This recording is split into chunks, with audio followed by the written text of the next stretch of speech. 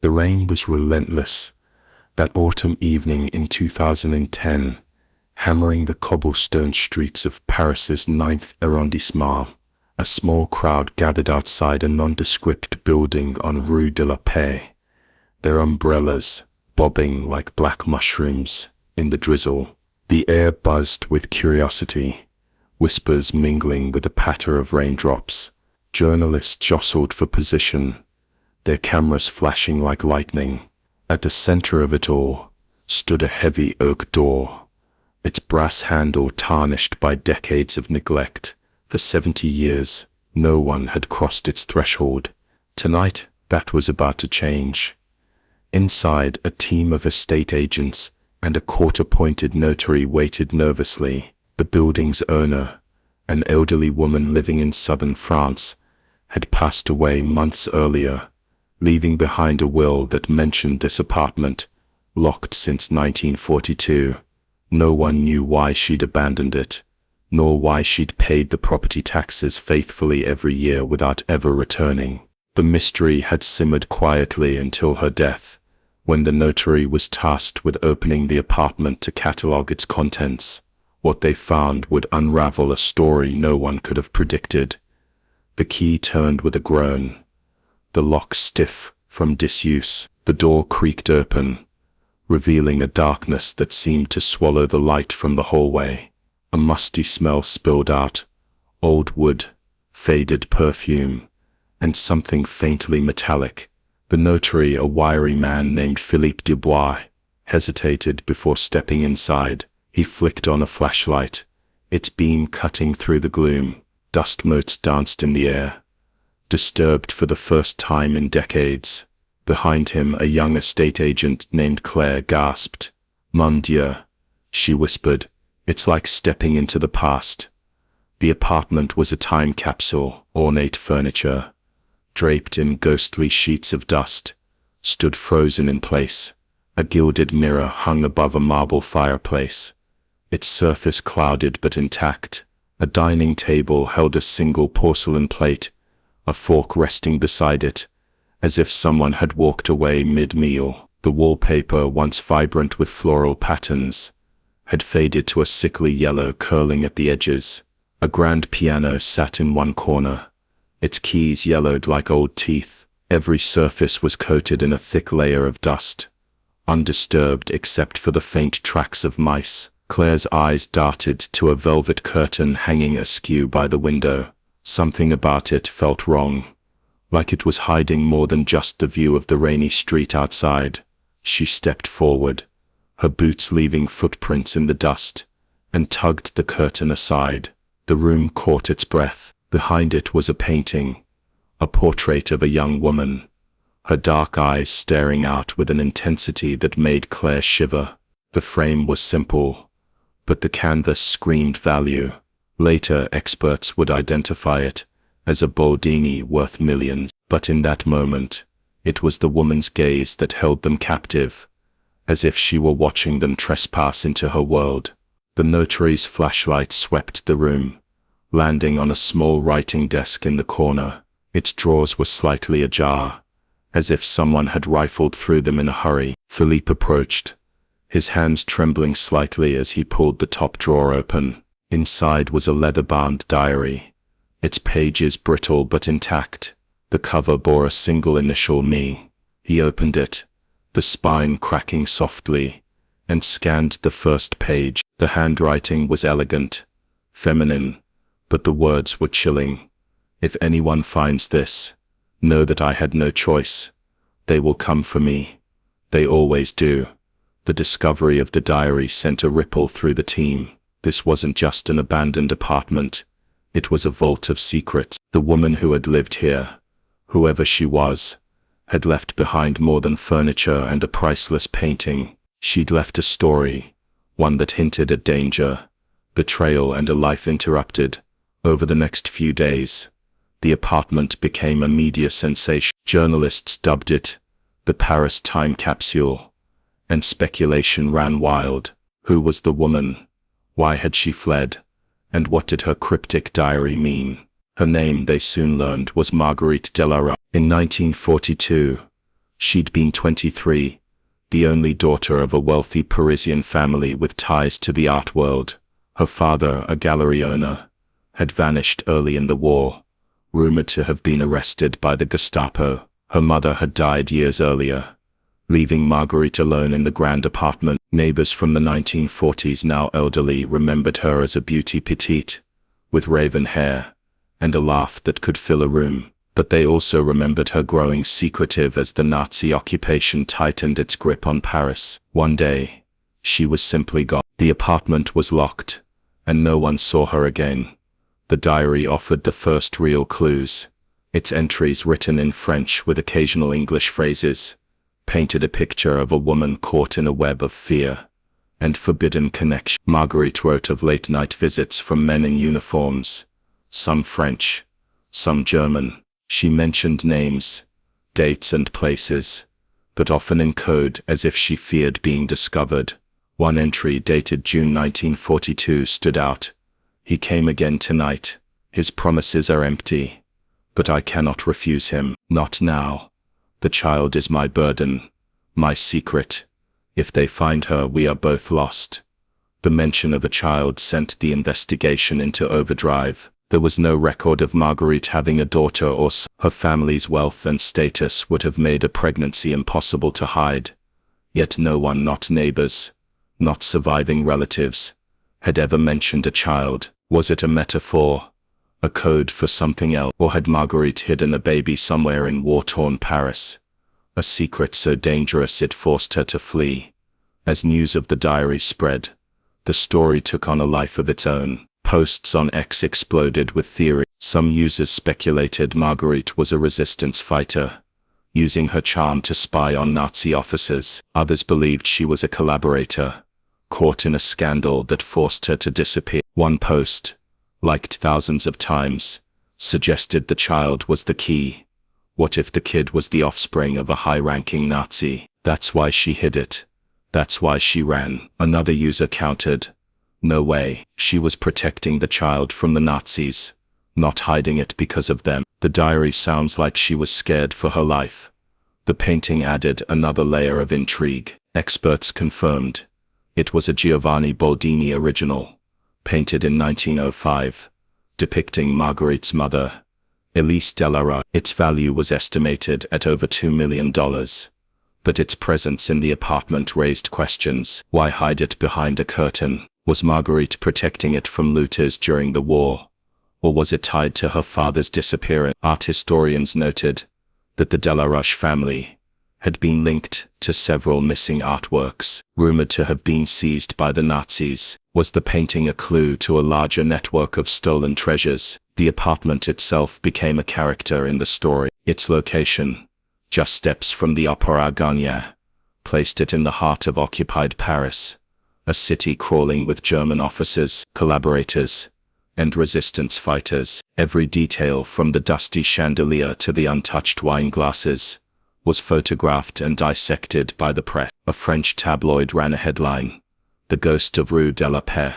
Who was Marguerite?" Across the Atlantic, American true crime channels picked up the story, drawn to its mix of glamour, mystery, and wartime drama. YouTubers narrated shaky footage of the apartment, zooming in on the diary's cryptic lines. The hashtag Paris apartment trended for weeks, but the deeper investigators dug, the murkier the story became. Marguerite's trail ended in no death certificate, no emigration records, no trace of her after the war. The notary, Philippe, hired a private historian, Dr. Isabelle Moreau, to piece together the fragment. Isabelle, a sharp-eyed woman in her 40s, pored over the diary, cross-referencing its coded names with wartime records. One name appeared repeatedly: Close. Marguerite described him as charming but dangerous, a man who wore his power like a second skin. Isabelle suspected he was a German officer, possibly high-ranking,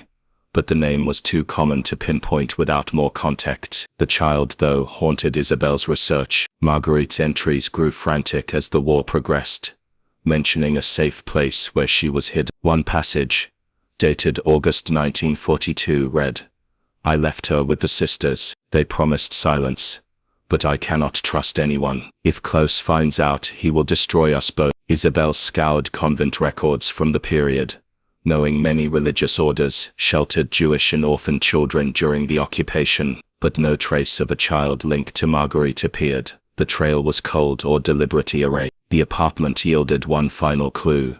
That first week, a hidden compartment in the floorboards beneath the piano. Claire, the estate agent, had noticed a loose board while cataloging furniture. Inside was a small metal box containing a locket, a single pearl earring, and a photograph. The locket was engraved with the initials, Marguerite and Elise.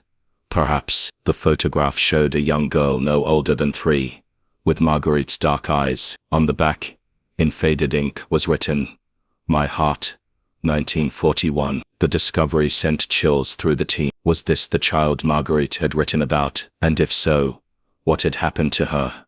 As the rain continued to fall outside, the apartment seemed to pulse with unanswered questions. Marguerite's diary hinted at a life torn apart by war, love and betrayal. The painting, the locket, the photograph, each was a piece of a puzzle no one could solve. The notary's team sealed the apartment, pending further investigation.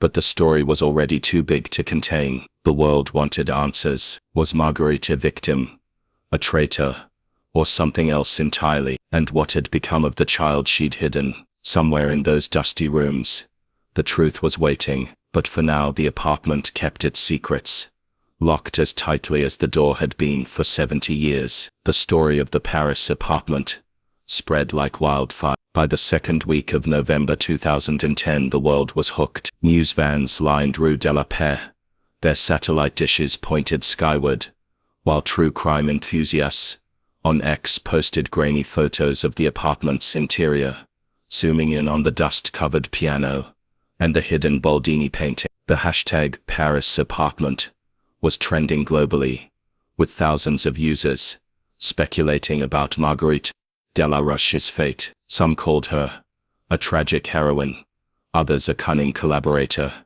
who outsmarted everyone. But the diary, those brittle pages filled with cryptic confessions, held the key, and everyone wanted to know what it said next. Isabelle Moreau, the historian hired by the notary, sat in her cluttered office at the Sorbonne, surrounded by stacks of wartime records and yellowed photographs. The diary lay open on her desk, its pages illuminated by a single lamp. Isabelle's glasses slipped down her nose as she deciphered Marguerite's elegant but hurried handwriting. Each entry felt like a whisper from the grave, pulling her deeper into a world of secrets and shadows. The mention of Close and the mysterious child gnawed at her. She'd spent days cross-referencing names, chasing leads that went nowhere. But tonight, she found something new. A single line, buried in a September 1942 entry. Close knows about the convent. I must move her before it's too late. Isabelle's pulse quickened. The convent. Marguerite had mentioned the sisters before, but this was the first hint of urgency, of danger closing in. She pulled a map of Paris from the 1940s, its edges worn from use, and traced the neighborhoods near Rue de la Paix. Convents were scattered across the city, many of which had sheltered children during the war, hiding them from Nazi roundups. But which one, and why was Close, whoever he was, a threat to the child? Isabelle jotted down a list of religious orders active in Paris during the occupation: Sisters of Charity, Ursulines, Notre Dame de Sion. It was a start, but she needed more. Meanwhile, the apartment itself was under siege. Journalists had bribed their way into the building, snapping photos through the cracked door before the notary, Philippe Dubois, ordered it sealed tighter than a bank vault. The estate agent, Claire, had become an unwilling celebrity, hounded by reporters who wanted her take on the ghost apartment. She'd taken to avoiding the press, but her curiosity about Marguerite hadn't faded. Late at night, she scrolled through X, reading theories from users across the globe. One post, from an account called A Truth Seeker 1942, caught her eye. Marguerite wasn't running from the Nazis, she was running from her own family. Check the Delaroche gallery records. Something's off. Claire frowned. The Delarush family had been art dealers. Yes, but their gallery had closed in. What could be off? Claire decided to dig. She wasn't a historian like Isabel, but she had access to the notary's files, including documents tied to Marguerite's estate. Among them was a faded ledger from the Delarush gallery, listing paintings sold or acquired before the war. One entry stood out: a transaction in 1939 for a portrait, unsigned, valued at an exorbitant sum for the time. The buyer's name was redacted, but the description matched the Baldini painting found in the apartment. Claire's mind raced. Had Marguerite's father hidden the painting before his arrest, or was it tied to something shadier? A deal with the wrong people, perhaps. Back at the Sorbonne, Isabel's research took a darker turn. She'd tracked down a surviving nun, Sister Agnès, now 92, who had served at the convent of Notre Dame de Sion during the war. The convent, tucked in a quiet corner of the 6th arrondissement, had a reputation for sheltering Jewish children, passing them off as orphans to protect them from deportation. Isabel drove to the nursing home where Sister Agnès lived, a small facility outside Paris. The old woman's hands trembled as she sipped tea, her eyes sharp despite her age. "Yes, I remember the war," she said, her voice like dry leaves. "We took in many children, but a girl from a wealthy family, that was..." Isabel showed her the photograph from the apartment, the one of the young girl with Marguerite's dark eyes. Sister Agnès studied it, her lips pursing. "I don't know her face," she said slowly, "but there was a child brought to us in... A young woman left her, said she'd come back when it was safe. She never did." Isabel pressed for details, but Sister Agnès' memory was foggy. The girl's name, it might have been Elise, after her grandmother. She was quiet, barely spoke. "We sent her to a family in the countryside when the raids got worse. After that, I don't know." Elise, the name matched the locket's engraving. Missy, Marguerite, and Elise. Isabel's heart sank. If this was Marguerite's child, where had she gone? And why had Marguerite never returned for her? The nun's story aligned with the diary's frantic tone, but it raised more questions. Had Marguerite been forced to abandon her daughter? Or had something worse happened? Isabel thanked Sister Agnès and drove back to Paris, the photograph burning a hole in her pocket. The media frenzy grew louder. A French news channel aired a special, "The Secrets of the Paris Apartment," complete with dramatic reenactments of Marguerite fleeing the city. Across the Atlantic, American podcasters dissected the story, their voices dripping with intrigue. "This isn't just about a locked door," one host said. "It's about a woman who vanished into thin air, leaving behind a fortune and a child no one can find." Ex-users piled on, some claiming Marguerite had fled to South America, others insisting she'd been murdered by Klaus. A particularly wild theory suggested she was still alive, hiding under a false identity at age 91. Philippe, the notary, was drowning in paperwork. The apartment's contents, especially the Baldini painting, had sparked a legal battle. Marguerite's distant cousins, the only surviving relatives, claimed the estate, but art historians argued the painting might belong to a Jewish family, whose collection was looted during the war. The Delarush Gallery had a murky history, with rumors it had brokered deals for Nazi officials. Philippe hired a forensic accountant to trace the painting's provenance, but the records were incomplete, ending abruptly in 1940 when Marguerite's father disappeared. Claire, meanwhile, couldn't shake the ex-post about the gallery. On a hunch, she contacted a friend at the Louvre's archives, asking for any records on the Delarush family. 2 days later, a scanned document arrived in her inbox, a letter from 1941, addressed to Marguerite's father, André Delarush. The sender was anonymous, but the tone was threatening. "You cannot hide what you've taken. Return it, or the consequences will find your daughter." Claire's hands shook as she read it. Was this about the Baldini painting, or something else? And how did it connect to Marguerite's disappearance? Isabel's research hit another breakthrough when she decoded a cryptic passage in the diary. Marguerite had written about a meeting at the bridge, mentioning Pont Alexandrine, and a man called Els. The Pont Alexandrine, third, Paris's most ornate bridge, was a known rendezvous point during the occupation, neutral ground for spies, collaborators, and love. Isabelle suspected Els was another of Marguerite's contacts, possibly a resistance member, or a rival to Klaus. The diary's next entry, dated October 1942, was chilling.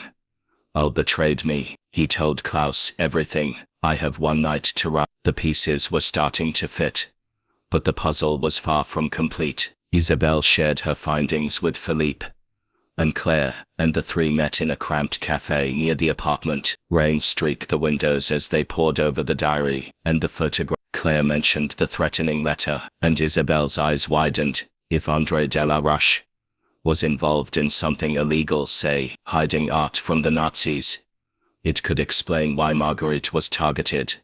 She said, Klaus might have been using her to get to her father's secrets. Philippe nodded, but his face was grim. "There's something else," he said, pulling a folder from his briefcase. It contained a police report from 1943 recently unearthed from Parisian archive. A woman's body had been found in the Seine near Pont Alexandrine, unidentified but matching Marguerite's description. Petite, dark-haired, early 20s. The cause of death was drowning. Ruled a suicide, but the report noted bruises on her arms, suggesting a struggle. The case was closed quickly. Typical of the chaotic wartime police, the revelation hit like a punch. Was Marguerite dead? Had Klaus, or this mysterious Els, caught up with her? The diary's final entry, dated November 1942, offered no closure.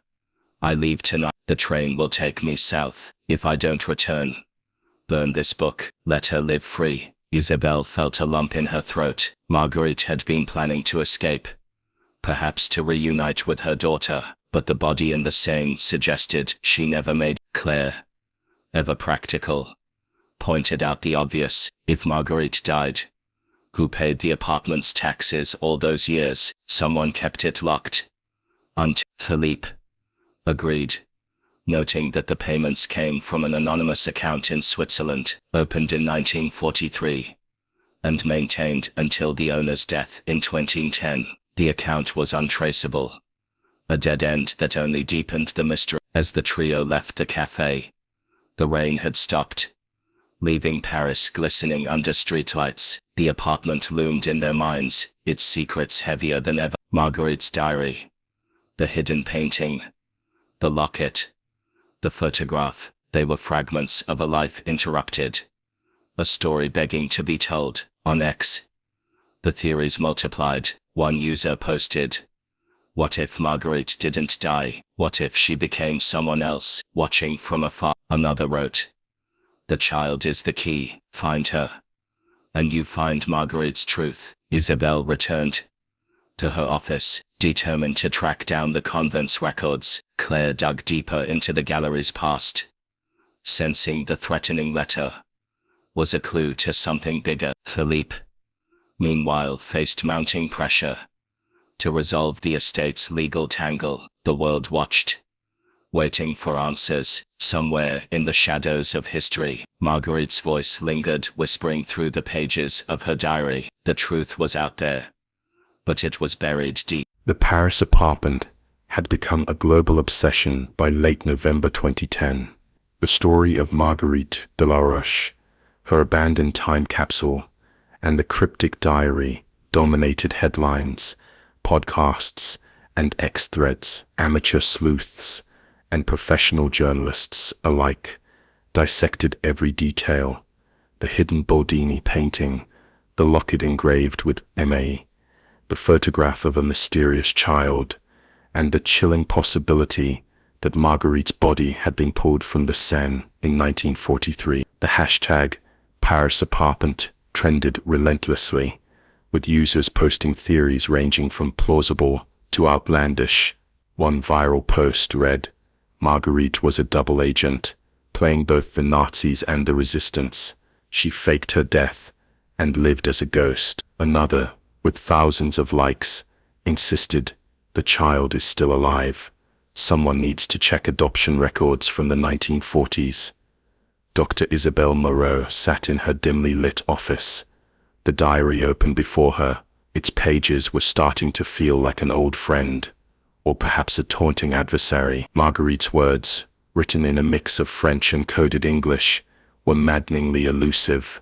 The historian had spent weeks chasing leads, from convent records to wartime police reports, but each discovery only deepened the mystery. The mention of Klaus and the child, possibly named Elise, pointed to a story of danger and desperation, but the details remained just out of reach.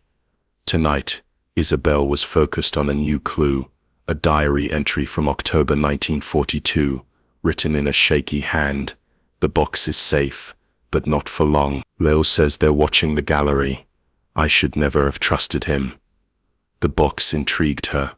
Was it the metal box found under the piano, containing the locket, earring, and photograph, or something else entirely, perhaps tied to the De La Roche Gallery's murky dealings? Isabel cross-referenced the diary with the threatening letter Claire had found, the one warning Marguerite's father, André, to return what you've taken. The gallery had been a hub for art transactions before the war, and rumors swirled that André had brokered deals with unsavory figures, possibly even Nazis looting Jewish collections. If Marguerite had inherited her father's secrets, it could explain why she'd fled, and why someone might have wanted her silenced. Claire, the estate agent, was pursuing her own leads. The notary's office had become a war room, strewn with documents and coffee cups. She'd taken the threatening letter to a colleague at the Louvre, who connected her with an art restitution expert named Julien Berger. Julien, a wiry man with a passion for lost masterpieces, confirmed the De La Roche Gallery had been flagged in post-war reports for handling stolen art. André de la Roche was no saint, Julien told her over lunch at a brasserie near the Louvre.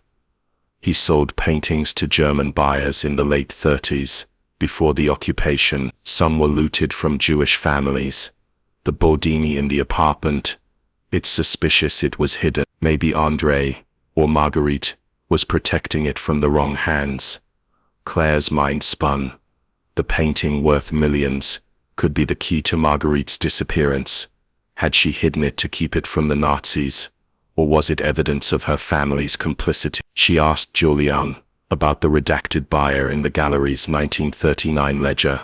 He shrugged. Records from that time are a mess. The Nazis kept meticulous lists, but collaborators often destroyed theirs to cover their tracks. If you want answers, check the ER archive. The ER, Einsatz, Stabreichsleiter Rosenberg, was the Nazi unit responsible for looting art across Europe. Claire made a mental note to pass this to Isabel. Meanwhile, Philippe, the notary, was drowning in legal chaos. The Bodini painting had sparked a tug-of-war. Marguerite's distant cousins, a snobbish family from Lyon, demanded the apartment's contents, claiming direct inheritance. But a Jewish heritage organization had filed a claim, arguing the painting might belong to a family whose collection was stolen during the war. Philippe hired a forensic art investigator, Sophie Klein, to trace the painting's provenance. Sophie's initial report was damning. The Bodini had been part of a private collection in Vienna before 1938, owned by a Jewish banker named Samuel Weinberg. After the Anschluss, Weinberg's collection vanished, likely seized by the Nazis. How it ended up in Marguerite's apartment was anyone's guess. The pressure was mounting. Philippe's phone buzzed constantly with calls from reporters, lawyers, and even a Hollywood producer sniffing out a movie deal. He met with Isabel and Claire in the notary's office, the air thick with tension. This isn't just about an estate anymore, he said, rubbing his temples. The painting could be looted art. The diary suggests Marguerite was in over her head, and that body in the Seine. If it was her, we're looking at murder, not suicide. Claire nodded, holding up the threatening letter. This mentions consequences for Marguerite. Someone was after her. maybe because of what her father. Isabel shared her latest find, a coded diary entry from November 1942, just before Marguerite's final note about fleeing. It read, "The eagle's nest holds the truth. Lal promised to help, but he lied. Klaus will never stop." Isabel had a hunch the eagle's nest was a metaphor, possibly a reference to a Nazi stronghold, or a hiding place for art. She'd found wartime reports of a German officer named Klaus von Heller, a mid-level SS officer, stationed in Paris. He was known for extorting wealthy families, using charm and threats to secure art and information. Could he be Marguerite's Klaus? And who was L? The trio decided to split their effort. Isabel would dig into von Heller's records, Claire would chase the ER archives, and Philippe would handle the legal mess, while keeping the press at bay. But the apartment itself kept calling them back. Late one evening, Claire convinced Philippe to let her into the apartment again, arguing they might have missed something. The building was quiet, the streetlights casting long shadows through the windows. The air inside was heavy, the dust undisturbed since their last visit. Claire's flashlight swept the room, landing on the grand piano. Something about it nagged at her. The hidden box had been under it, but what else was it hiding? She knelt, running her hands along the piano's bass. Her fingers caught on a faint seam in the wood, barely visible. With a small knife from her bag, she pried it open, revealing a shallow compartment. Inside was a single sheet of paper, folded tightly. Her hands trembled as she unfolded it. It was a handwritten list, dated 1941, in André de la Roche's hand. It catalogued 5 paintings, including the Baldini, with notes on their relocation. One entry read, "To be hidden with M, safe from the eagle." Claire's breath caught. The eagle again, likely a code for the Nazi. Was Marguerite hiding her father's art, to protect it, or to cover his crimes? She called Isabel immediately, reading the list aloud. Isabel's voice crackled with excitement. That's it. The eagle's nest could be a storage site, maybe a bank vault, or a collaborator's safe house. If André was hiding art, Marguerite might have been finishing his work, or running from it. They agreed to meet the next morning, to compare notes, but Claire couldn't shake the feeling that the apartment was watching her. As she locked the door, a chill ran down her spine. The locket, the photograph, the diary, they all pointed to a child, but the art angle was pulling them in a new direction.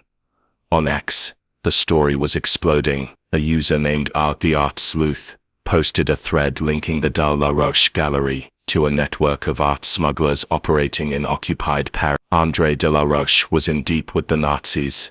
The thread claimed he sold looted art to fund his lifestyle, then got cold feet when the resistance started targeting collaborators. The thread included a blurry photo of a man resembling André at a 1940 gala, standing next to a German officer. Was it Klaus von Heller? The post had over 10,000 reposts, fueling speculation that Marguerite's disappearance was tied to her father's double dealing. Isabel, meanwhile, tracked down von Heller's wartime file in a Berlin archive. Klaus von Heller had been a charismatic but ruthless officer, known for blackmailing Parisian elite. He'd been stationed at the Hotel Luteus, a Nazi headquarters in 1942, where he mingled with collaborators and informants. One report mentioned a young woman he was seen with often, described as well-connected, possibly an art dealer's daughter. Isabel's heart raced.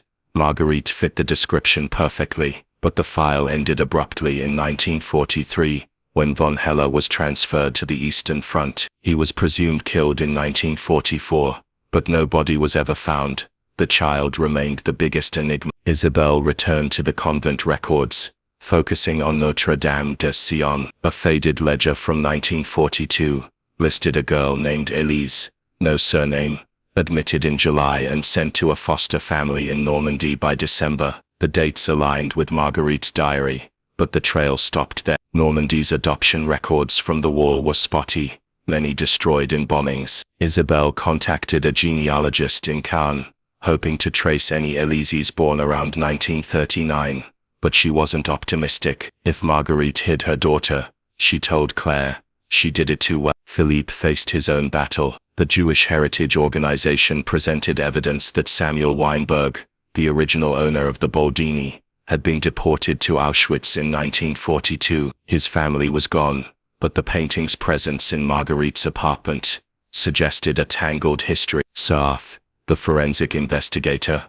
found a partial AR document listing the Boldini as acquired in 19. It's possible André de la Roche bought it legally before the war, Sophie said, but it's just as likely he took it under duress to save his own skin. As November turned to December, the apartment's secrets grew heavier. The diary, the painting, the list under the piano, all pointed to a web of art, betrayal, and a child lost to history. On X, a new theory emerged.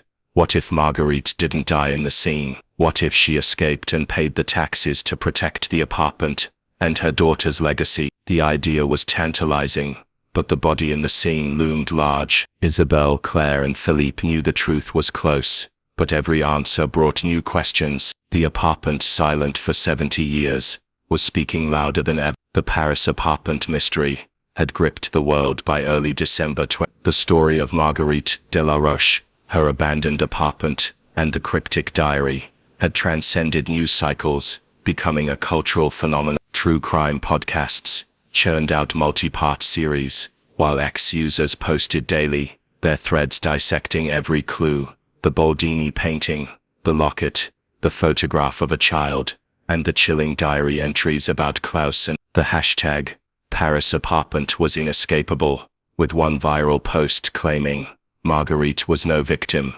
She played the Nazis and the resistance, then vanished with a fortune. Another, with thousands of reposts, insisted, the child is the answer. Someone needs to DNA test that locket. The speculation was relentless, but the truth remained elusive.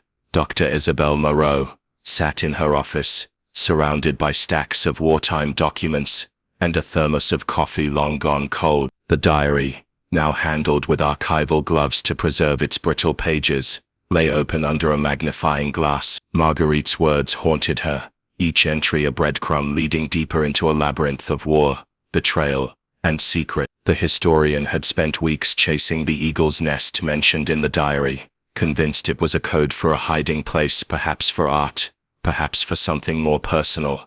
A new entry, dated late October 1942, caught her eye. The eagle's nest is not what I thought. It's not a place, but a name. Lel knows, and he will use it against me. Isabelle's breath hitched. The eagle's nest wasn't a location, it was a person. She scribbled notes, cross-referencing the diary, with her research on Klaus von Heller, the SS officer, who seemed to loom over Marguerite's life. Von Heller's file, pulled from a Berlin archive, painted him as a predator, charming Parisian elites, while extorting them for art and secret. But the mention of Els suggested another player, someone who had betrayed Marguerite. Isabelle suspected Elle was a resistance contact, possibly a double agent, feeding information to von Heller. The diary's final entries, written in a frantic scrawl, hinted at Marguerite's plan to flee Paris, but the body pulled from the scene in 1943 cast a shadow over that hope. Was it her, or had she outsmarted her pursuers? Claire, the estate agent, was chasing her own threat. The list she'd found under the piano, a catalogue of 5 paintings, including the Boldini, marked for relocation, had sent her down a rabbit hole. She'd contacted the ER archives, the Nazi records of looted art, through a colleague in Munich. The response was a bombshell. The Boldini painting had been part of Samuel Weinberg's collection, seized in Vienna in 1938. By 1940, it was in Paris, listed as acquired by an unnamed dealer. Claire's gut told her, André de la Roche, Marguerite's father, was that dealer. The threatening letter she'd found warning André to return what you've taken suggested he'd crossed someone powerful, possibly the Nazis, possibly the resistance. Claire met with Julian Berger, the art restitution expert, at a quiet cafe near the Louvre. Rain streaked the windows as Julian spread out photocopies of ER documents. Your painting's history is messy, he said, tapping a page. André de la Roche was a middleman for the Nazis in 39 and 40, moving art to German buyers. But by 41 he was in trouble. Rumors he was holding out on them, hiding pieces for himself or the resistance. Claire, frowned, showing him the piano list. Julian's eyes widened.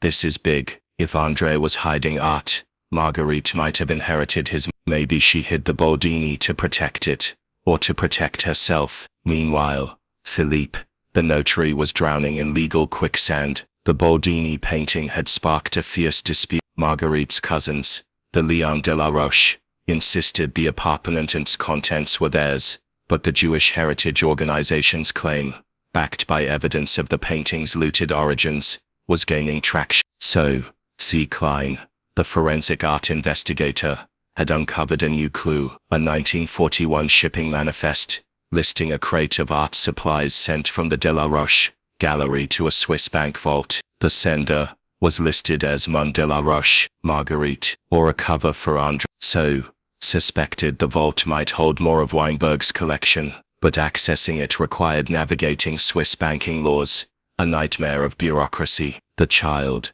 Elise, remained the heart of the mystery. Isabelle had hit a wall with the Notre Dame de Sion convent records, but a genealogist in Normandy sent a promising lead, a 1943 adoption record for an Elise Martin, a girl of about 3, taken in by a farming family near Caen. The timing and age matched the diary's timeline, but the surname was a dead end, likely a wartime alias to protect the child. Isabelle requested DNA testing on the locket's hair strand, hoping it might match a living descendant, but the process would take weeks. She couldn't shake Marguerite's words. If they find her, we are both lost. Who was they? Klaus von Heller, the mysterious L, or someone closer to home? The apartment itself kept drawing them back. Claire and Isabelle convinced Philippe to let them in for another search, armed with flashlights and a growing sense of unease. The building was silent, the air thick with dust and history. They focused on the writing desk where the diary was found, hoping for more hidden compartments. Claire's fingers traced the wood, finding a false panel in the back of a drawer. Inside was a small key, engraved with a tiny eagle. Her heart raced. The eagle's nest, she whispered. Isabelle nodded, her eyes gleaming. It's not a person, it's a lock. Somewhere, this key opens something. They scoured the apartment for a matching lock, checking furniture, floorboards, even the fireplace. Nothing fit. Frustrated, Isabelle sat at the piano, her fingers brushing the yellowed keys. A faint, off-tune note echoed, and she froze. The piano's soundboard felt loose, as if it had been tampered with. With Claire's help, she lifted the lid, revealing a hidden compartment beneath the strings. Inside was a velvet pouch, containing a single document, a handwritten letter, dated December 1942, addressed to Marguerite. The handwriting wasn't hers. The letter was in German, signed Klaus. Isabelle, fluent in the language, translated aloud. You thought you could hide from me, but the eagle sees all. Return what your father stole, or the child will pay. Meet me at the bridge, midnight December. Come alone.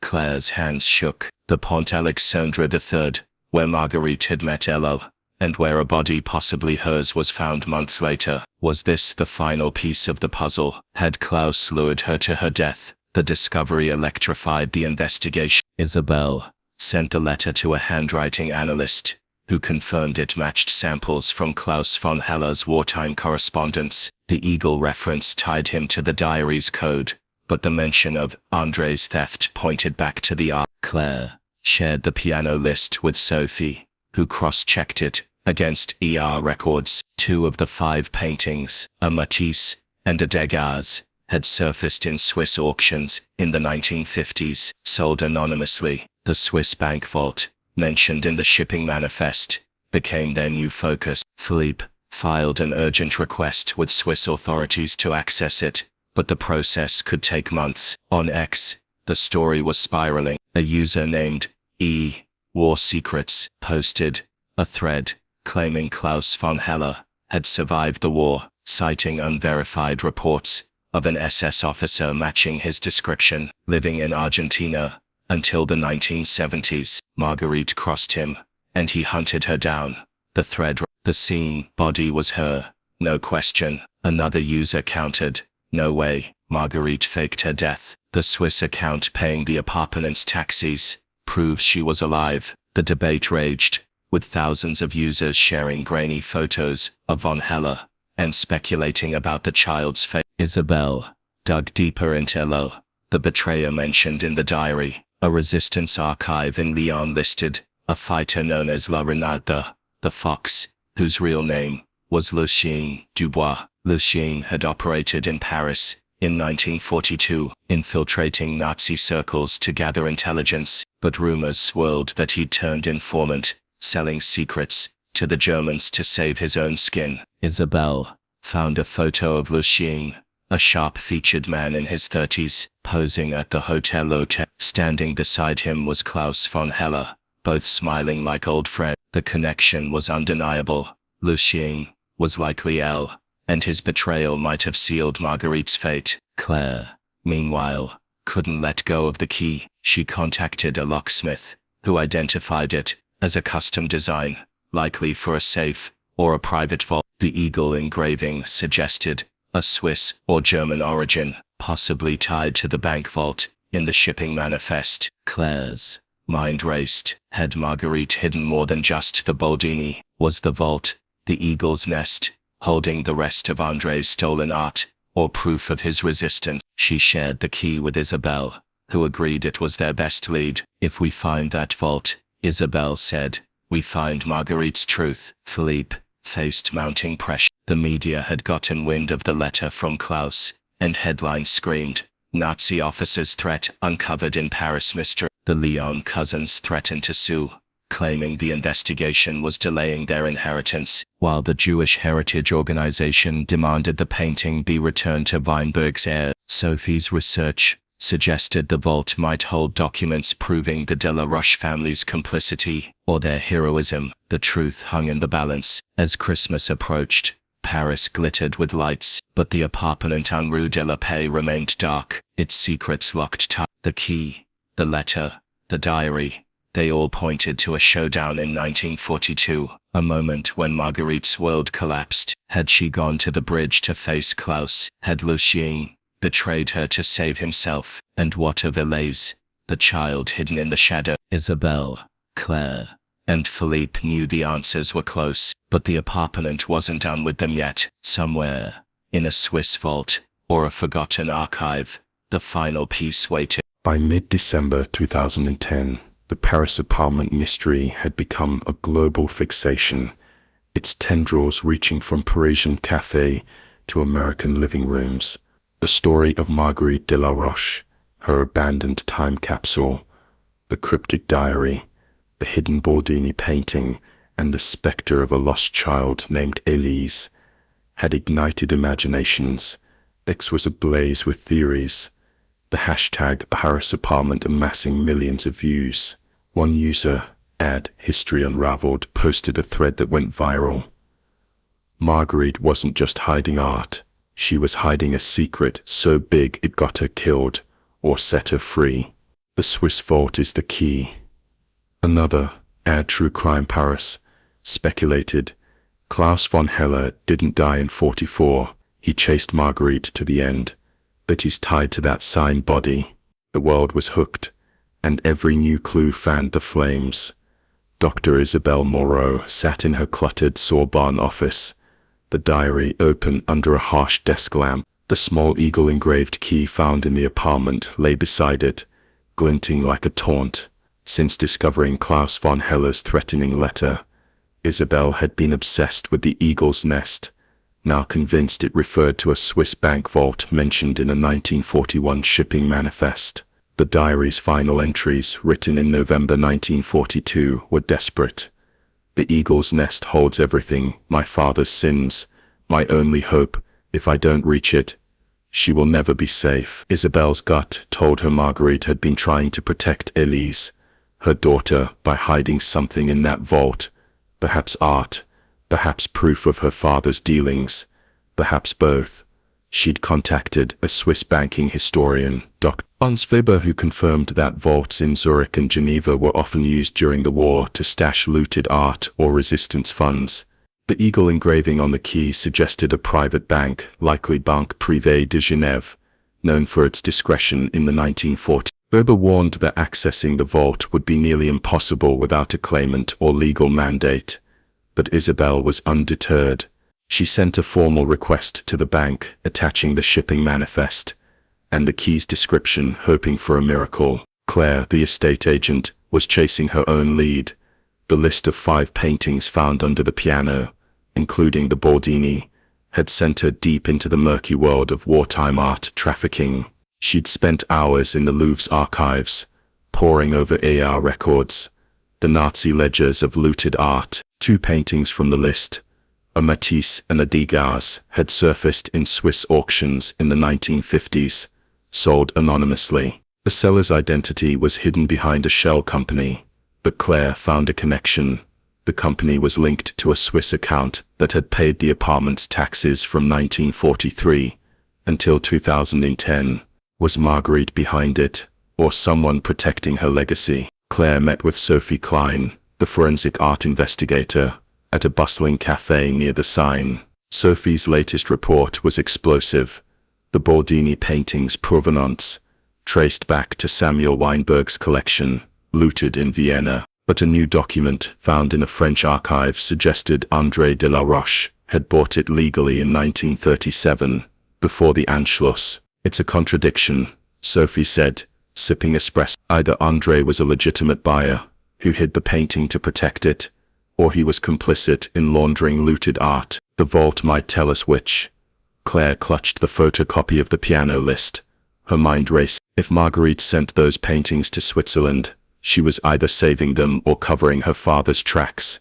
Philippe the notary was caught in a legal maelstrom. The Lyon cousins were suing to seize the apartment's contents, while the Jewish Heritage Organization demanded the Bordini be returned to Weinberg's heirs. A third claimant had emerged, a French art dealer, claiming André de la Roche owed him debts from wartime transactions. Philippe's office was a war zone of documents and ringing phones, but the Swiss vault loomed largest. He'd hired a Geneva lawyer to expedite the bank's response, but the process was glacial. If that vault holds more looted art, he told Claire and Isabel over a tense lunch, this case could blow up into an international scandal. The child, Elise, remained the emotional core of the mystery. Isabel's genealogist in Normandy had hit a dead end with the 1943 adoption record for Elise Martin. Likely an alias, the locket's hair strand was still being DNA tested, but results were weeks away. Isabel couldn't shake Marguerite's diary entry. I left her with the sister. They promised silence, but I cannot trust anyone. She returned to the Notre Dame de Chillon convent, this time tracking down a retired archivist, Father Michel, who had catalogued wartime records. Over tea in a drafty rectory, he shared a faded photograph of children sheltered at the convent in 1942. One girl with dark eyes and a shy smile matched the apartment's photograph. No name was recorded, Father Michel said. She was sent to Normandy, but the family vanished after the war, maybe fled to America. Isabel's heart sank. America was a vast haystack, but it was a lead. She contacted a US-based genealogist, asking for searches of immigration records from 1945 to 19. A Lyon archive revealed Lucien had been arrested in 1943, accused of collaborating with the Nazis. He'd escaped custody and disappeared, possibly to Spain. Isabel found a letter he'd written to a resistance leader, denying the accusations. I never betrayed her. She was the one who lied to us all. Was he talking about Marguerite? The ambiguity gnawed at her. Claire, restless, returned to the apartment alone one snowy evening. The building was eerily quiet, the oak door creaking as she unlocked it. The air inside was colder than before, the dust undisturbed except for their earlier footprints. She focused on the fireplace, an ornate marble structure that felt out of place in the apartment's frozen decay. Running her hands along the mantel, she noticed a faint crack in the stone. With a screwdriver from her bag, she pried it open, revealing a hollow space. Inside was a small leather notebook, its pages filled with André de la Roche handwriting. It was a ledger, detailing art transactions from 1939 to 1941, with cryptic notes. Delivered to K for safekeeping. Must not reach Berlin. Another entry read. Mother entry read. Mother entry read. Mother entry read. To handle transfer to Eagle's Nest. Forgive me, Claire's pulse raced. Andre had entrusted Marguerite with moving art, possibly to the Swiss vault. But who was Klaus von Heller, or another player? She photographed the ledger and sent it to Isabel, who was stunned. This proves Marguerite was involved in her father's work, Isabel texted back. But was she protecting the art, or profiting from it? The ledger listed the Bordini and 4 other paintings, matching the piano list, with destinations marked as Geneva and safe. It was the strongest evidence yet that the vault held answers. The media frenzy intensified. A French tabloid published a leaked photo of Klaus von Heller's letter, headlining it, "Nazi Threat to Paris Heiress." American true crime shows ran reenactments, portraying Marguerite as a glamorous femme fatale, caught in a wartime web. On X, a user named Adart Hunter posted a bombshell. The Swiss account paying the apartment's taxes was opened by a woman named Marie Dubois in 19. The post sparked thousands of replies, with users debating whether Marguerite had survived, using a false identity to guard her legacy. Isabel followed the Marie Dubois lead, contacting Dr. Weber in Switzerland. He found a record of a Marie Dubois opening an account at Banque Privée de Genève in 1943. With a single deposit, a crate marked personal effects. The account had funded the apartment's taxes until 2010, when the account holder, an elderly woman, died in need. Weber couldn't access her identity without a court order, but the timing was tantalizing. Had Marguerite escaped Paris, taken a new name, and lived in secrecy? The body in the Seine, petite, dark-haired, found near Pont Alexandre III, suggested otherwise, but doubts lingered. Philippe's Geneva lawyer reported a breakthrough. The bank had located a vault, matching the eagle-engraved key, unopened since 19. It was registered to Man Dubois, with instructions to release it, only to a direct descendant or legal representative. Philippe filed an emergency petition, citing the diary and ledger as evidence, but the cousin's lawsuit complicated things. The Jewish Heritage Organization, sensing a larger cache of looted art, demanded access. Sophie warned that opening the vault could trigger a diplomatic storm if it contained Nazi stolen treasures. Claire, Isabel and Philippe met in a cramped bistro, snow falling outside. The ledger, the key and the vault were their focus. If Marguerite sent those paintings to Switzerland, Claire said, she was either saving them from the Nazis or hiding her father's crimes. Isabel nodded, flipping through the diary. The eagle's nest is that vault, but Klaus's letter, he wanted something Andre stole. If Marguerite didn't give it up, he might have killed her. Philippe, exhausted, added, and if she survived, why didn't she return for Elise? The question hung heavy. Isabel shared the convent photograph, the girl's dark eyes mirroring Marguerite. If Elise made it to America, she said, she'd be in her late 60s now. We need that DNA test. Claire clutched the key, its eagle engraving cold against her palm. We need that vault, she countered. It's the only way to know what Marguerite was fighting for. As Christmas lights twinkled across Paris, the apartment on Rue de la Paix stood silent, its secrets locked in dust and memory. The vault, the ledger, the child, they were pieces of a puzzle that refused to fit. On X, a new theory emerged. What if Elise was Klaus's daughter? That's why Marguerite hid her, and why he hunted them both. The idea was wild, but it lingered, feeding the global obsession. Isabel, Claire, and Philippe knew the truth was close, but the apartment's shadows held tight, waiting for the vault to open. The Paris apartment mystery had reached a fever pitch by late December.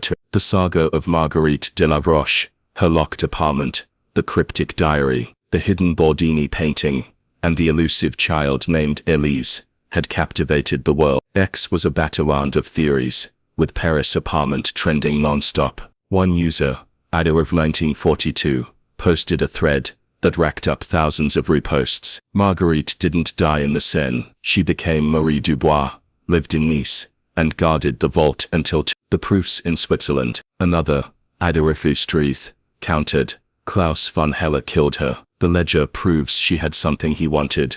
Art, secrets, maybe both. The public's hunger for answers was insatiable, and every clue fueled the frenzy. Isabelle Moreau sat in her Sorbonne office, the eagle-engraved key glinting on her desk beside Marguerite's diary. The discovery of the leather notebook in the fireplace, André de la Roche, ledger of wartime art transactions, had shifted the investigation. It listed 5 paintings, including the Bordini, marked for relocation to the Eagle's Nest, which Isabelle now believed was a Swiss vault at Banque Privée de Genève. The diary's final entry, dated November 1942, haunted her. I leave tonight. The Eagle's Nest is my last hope. If I fail, she is lost forever. Isabelle was certain she was Elise, Marguerite's daughter, hidden in a convent to protect her from Klaus von Heller, or the mysterious L. The Swiss vault was their best lead, but accessing it was a nightmare. Isabelle's contact, Dr. Hans Waber, confirmed the vault was registered to Man Dubois, with instructions to open it only for a direct descendant or legal mandate. The account had paid the apartment's taxes from 1943 until when the account holder, an elderly woman in Nice. Isabelle's heart raced at the possibility that Marguerite had survived, living as Marie Dubois, but the body pulled from the Seine in 1943, petite and dark-haired, suggested a darker fate. She sent a DNA sample from the locket's hair to a lab in Geneva, hoping to match it to the vault's owner, or Elise's descendants. Claire, the estate agent, was unraveling the art angle. The ledger's list matched 2 paintings, a Matisse and a Davis sold anonymously in Swiss auctions in the 1950s. She dug deeper into the ER archives, the Nazi records of looted art, and found a 1940 document listing the Bordini as part of Samuel Weinberg's stolen collection. Yet André de la Roche, ledger, suggested he'd acquired it legally in 1937. The contradiction gnawed at her. Had André been a collaborator, laundering looted art, or a secret protector, hiding it from the Nazis? Claire contacted Sophie Klein, the forensic art investigator, who was tracing the other paintings on the list. The Matisse surfaced in Zurich in '56. Sophie said over a crackling phone line, the Devers in Geneva, both were sold by a Marie Dubois. Sound familiar? Claire's breath caught. Marie Dubois again, the name tied to the Swiss account, and the vault. Was Marguerite alive after 1943, selling art to survive, or was someone else using her identity? Claire shared the ledger with Sophie, who noticed a pattern. Each painting was marked safe from the Eagle, echoing the diary's code. The Eagle is the Nazis, Sophie said. André and Marguerite were hiding art, but someone, Klaus, maybe wanted it back. Claire's mind raced to the threatening letter, found in the archives, warning André to return what you've taken. It was all connected, but the truth was still out of reach. Philippe, the notary, was buried under legal case. The Leon Cousins lawsuit was escalating, accusing him of mismanaging the estate. The Jewish Heritage Organization,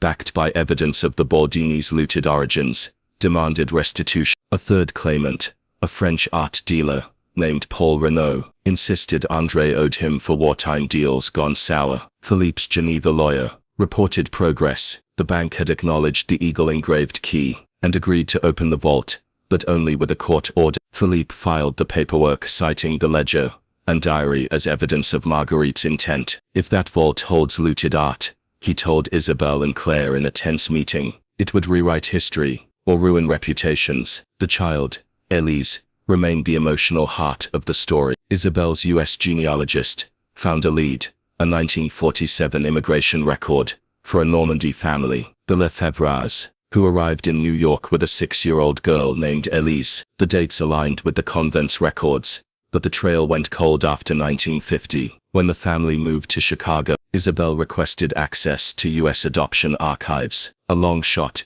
given privacy laws. The DNA test on the locket's hair was their best hope, but results were delayed until January. Marguerite's diary weighed heavy. The sisters promised silence, but Klaus knows. I pray she is safe. Isabelle couldn't shake the fear that Klaus von Heller had found Elise, or that L., the betrayer, had sold her out. Claire returned to the apartment, driven by a hunch that they'd missed something. The snow outside had turned to slush, and the building felt colder than ever. She focused on the grand piano, where the original list was found. Running her hands along the underside, she felt a faint ridge, a hidden panel she'd overlooked. With a pocket knife, she pried it open, revealing a small envelope. Inside was a single photograph, different from the one in the metal box. It showed Marguerite, radiant in a 1940s dress, holding a toddler with dark eyes. On the back, in Marguerite's handwriting, was a note, Elise, my heart Forgive me. 1942. Claire's chest tightened. This was proof of Elise's existence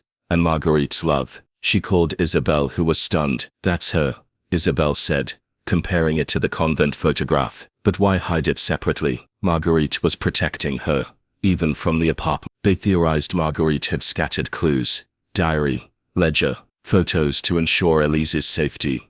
If she didn't survive, the eagle-engraved key, they hoped, would unlock the final piece. Claire took the photo to Philippe, who added it to the vault petition, arguing it proved Marguerite's intent to protect her daughter's legacy. On X, the mystery was a wildfire. A user named Edevelt Seeker posted a bombshell. Banque Privée du Genève has a vault, sealed since 43, linked to a Marie Dubois. Bet it's Marguerite's, packed with looted art or resistance secret. The post included a blurry image of a 1940s bank ledger, leaked from an anonymous source, listing Eva Dubois as a depositor. Replies exploded, with users speculating Marguerite had faked her death, using the vault to fund a new life. Another thread, by Nazi Hunter 1945, claimed Klaus von Heller had lived in Argentina until 1975, citing unverified Interpol reports. He hunted Marguerite to the end.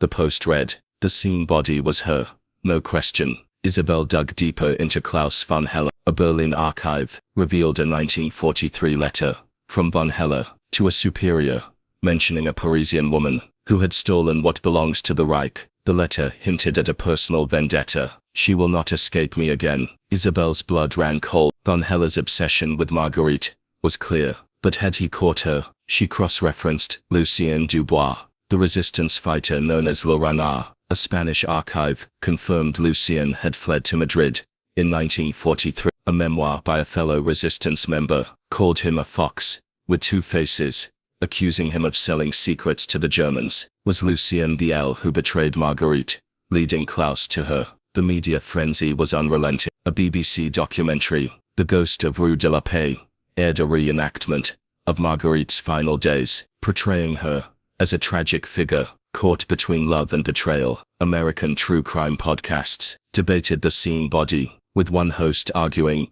no way Marguerite drowned herself. Those bruises suggest a struggle. Klaus or Lucien got to her. French tabloids leaked the new photograph, headlining it, Marguerite's lost daughter. The final clue. The Lyon cousins, furious at the publicity, threatened to block the vault's opening, claiming it was their inheritance. Philippe's lawyer in Geneva delivered news. The bank had approved the vault's opening, scheduled for January 3rd. Under strict conditions, a representative from the Jewish Heritage Organization would observe, along with a Swiss judge. Isabelle, Claire, and Philippe were elated, but nervous. What would the vault reveal? More looted art, proof of Marguerite's survival, or evidence of her death? Sophie warned that the vault could contain documents implicating André de la Roche in Nazi dealings, complicating the legal battle. Claire couldn't stop thinking about Elise. She contacted a Chicago-based private investigator, asking for records of a Lefebvre family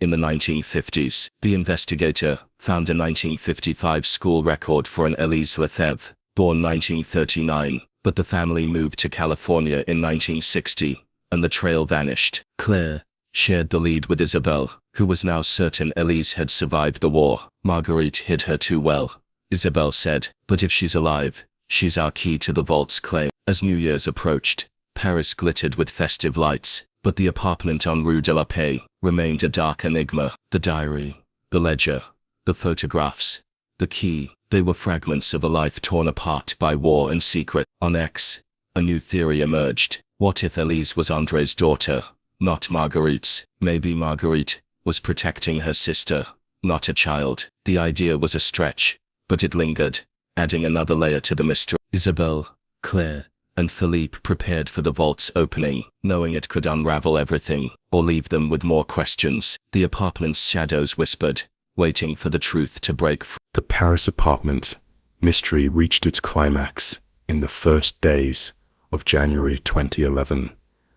As the world held its breath, Marguerite de la Roche's story, her abandoned apartment on Rue de la Paix, the cryptic diary, the hidden Baldini painting, and the lost child named Elise had become a global sensation. X was a cauldron of speculation, with Paris apartment trending at unprecedented levels. A user named iFinal Clue posted a thread that exploded with tens of thousands of reposts. The Swiss vault is Marguerite's last secret. It's either her escape plan or her death sentence. January 5 will tell. Another iFire's ghost argued Klaus von Heller killed her, but Elise is alive. The DNA test will prove it. The anticipation was electric, and every clue, the diary, the ledger, the eagle-engraved key, pointed to the vault's opening as the moment of truth. Dr. Isabelle Moreau stood in the sterile lobby of Banque Privée de Genève, clutching a leather satchel containing Marguerite's diary and André de la Roche's ledger. The eagle-engraved key, found in the apartment's desk, weighed heavily in her pocket. She'd spent the last weeks preparing for this moment, coordinating with Philippe, the notary, and Claire, the estate agent, to ensure the vault's opening went smoothly. The Swiss judge, a stern woman named Madame Fournier, stood beside a bank official, while a representative from the Jewish Heritage Organization, Rachel Cohen, watched closely. The Lyon cousins had sent a lawyer, a hawkish man named Jagard, to protect their claim. The air was thick with tension, as if the ghosts of 1942 were waiting to speak. Isabelle's mind raced through the diary's final entries. Marguerite's words, written in November 1942, were desperate. The eagle's nest is my last hope. If I fail, she is lost forever. The eagle's nest was the vault, registered to Mus Dubois, the alias, tied to the Swiss account, that paid the apartment's taxes until Isabelle was convinced Marguerite had survived the war, living as Marie Dubois, but the body pulled from the Seine in 1943, petite, dark-haired, bruised, cast a shadow. The DNA test, on the locket's hair, still pending, might confirm Elise's fate, but the vault was their immediate hope. Claire, standing beside Isabelle, gripped a folder of ER records and the piano list, her knuckles white. She'd spent sleepless nights tracing the paintings André had marked for relocation. The Baldini, confirmed as looted from Samuel Weinberg's collection, was just one piece of a larger puzzle. The Matisse and Degas, sold in Swiss auctions in the 1950s by Marie Dubois, suggested Marguerite, or someone using her name, had accessed the vault after the war. Claire whispered to Isabelle, "If Marguerite survived, she left us this trail. The vault will tell us who she was, hero or traitor."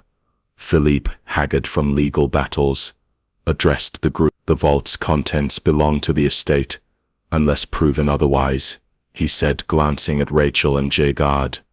"But we're here for answers, not just assets."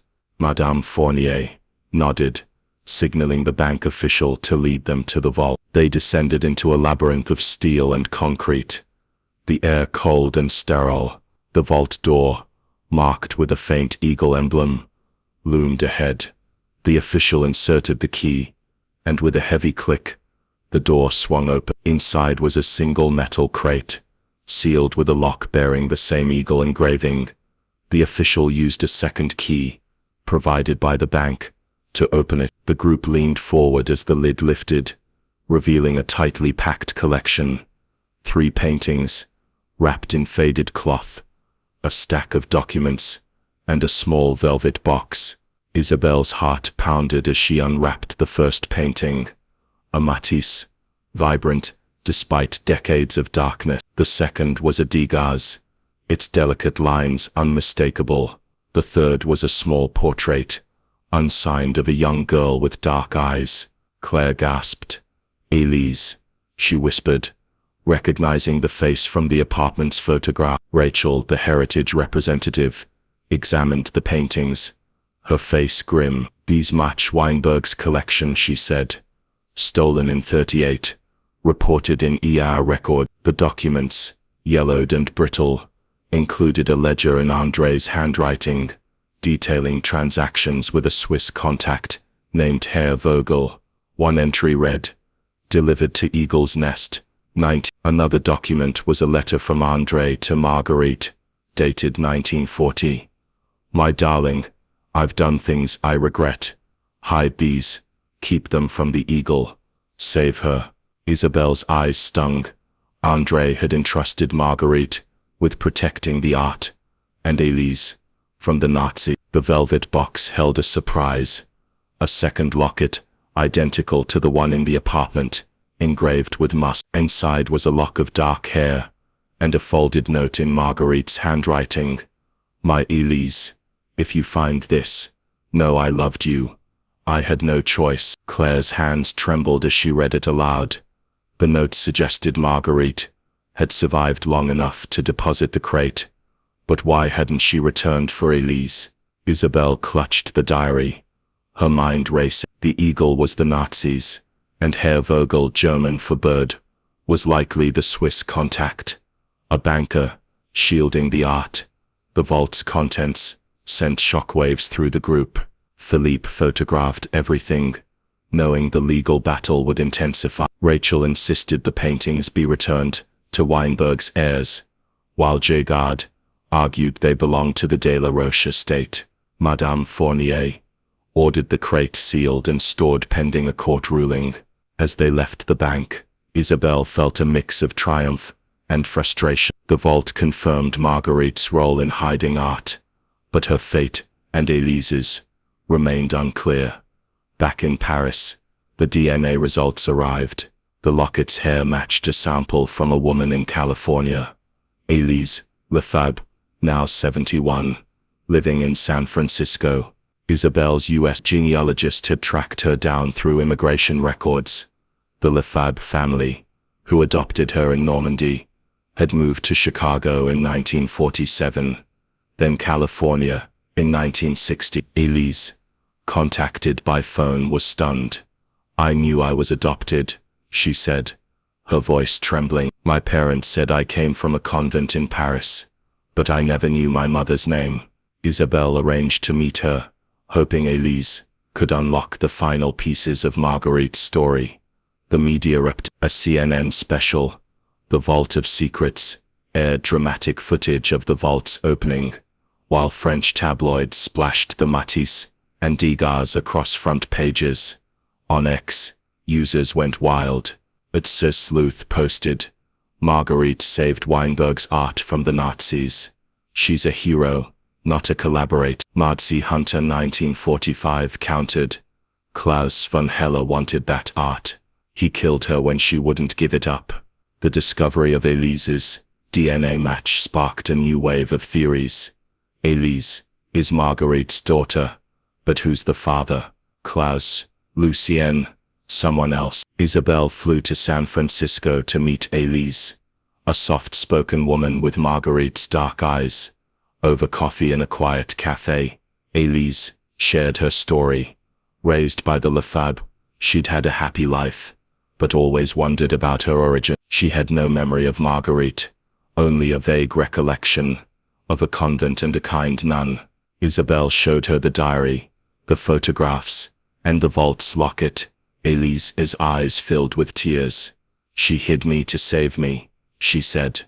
"But why didn't she come back?" Isabel shared the diary's final entries, and Klaus's threatening letter, dated December 1942, demanding Marguerite meet him at Pont Alexandre III. The same body, found in 1943, with bruises, suggested a violent end, but the vault, deposited in 19. Dubois hinted Marguerite had survived the meeting.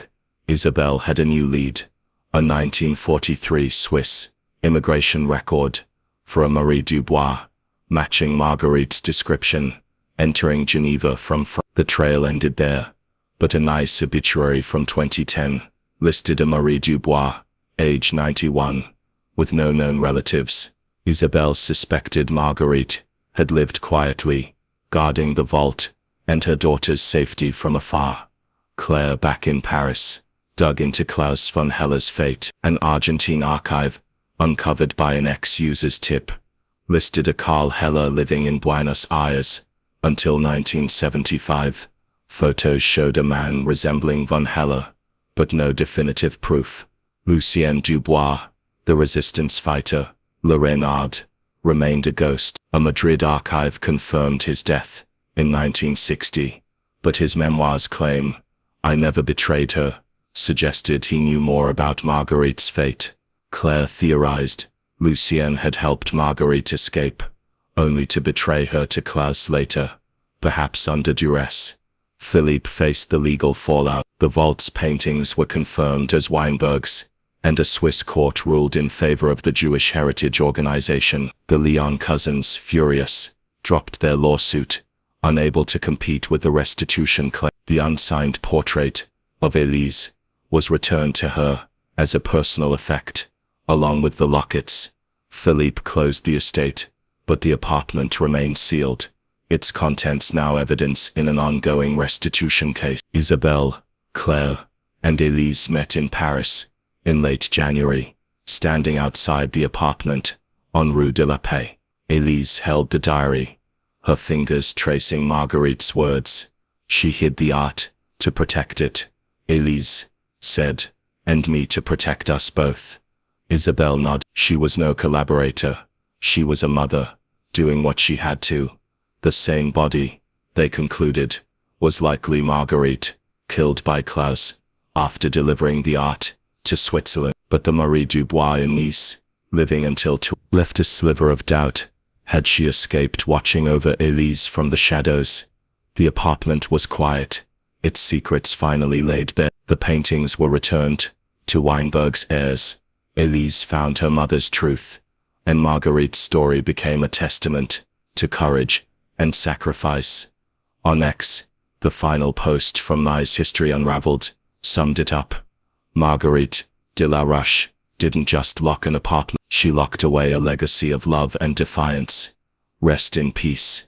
The world moved on, but the apartment on Rue de la Paix stood silent, a time capsule of a life that burned bright until the end. The Paris apartment mystery, which began with a dusty door creaking open on Rue de la Paix, has left an indelible mark on our imagination. Marguerite de la Roche story, a tale of war secrets and a mother's unbreakable love for her daughter Elise, unfolded through cryptic diaries, hidden paintings, and a Swiss vault sealed for decades. The world watched as Isabelle, Claire, and Philippe pieced together the fragments, revealing Marguerite's courage in hiding looted art from the Nazis and protecting her child from a ruthless enemy. The vault's contents, paintings, a locket, and a final note, confirmed her sacrifice, while Elise's discovery in San Francisco closed a 70-year wound.